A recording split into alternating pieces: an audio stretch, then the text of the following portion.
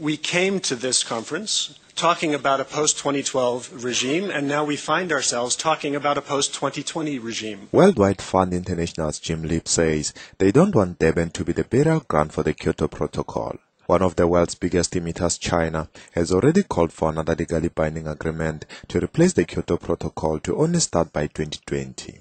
Greenpeace International's Kumi Naidoo says U.S. negotiators are not only betraying the world, but they are also betraying their states that are investing in the green economy. The world was held hostage to 8 years of climate denialism by President George W. Bush's administration. We are expecting and have expected better from the administration of President Obama. But bottom line is negotiators on the ground, they've not come here as negotiators. They've actually come here as examiners with a big red pen trying to limit and hold back ambition and trying to delay as many of the actions that we need to take, trying to push things to 2020. The US, which have never ratified the Kyoto Protocol, insists that it will only sign up to such an agreement at the point at which all major economies are bound to emission-reducing targets. Sharon Barrow of the International Trade Union says they are advocating for the US to become part of the global solution. You hear the talk in the corridors. We're in the middle of a crisis, a global financial crisis, so it's impossible for governments to act.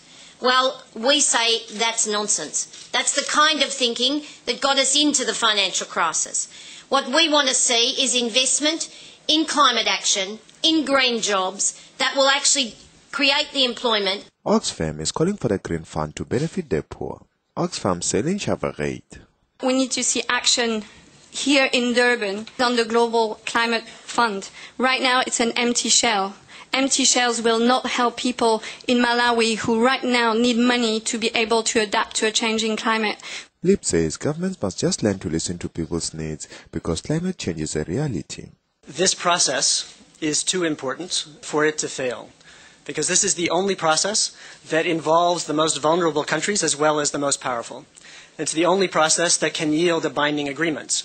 But at the same time, none of the scenarios on the table now allows us to avoid catastrophic climate change. And that's not the fault of the process. That is the fault of governments. Governments have lost the plot. The network is calling on U.S. President Barack Obama to move aside if he's unable to shift the current attitude of U.S. negotiators whom they believe are holding the talks back. For SABC Radio News, I'm Horisani Sitwale in Durban.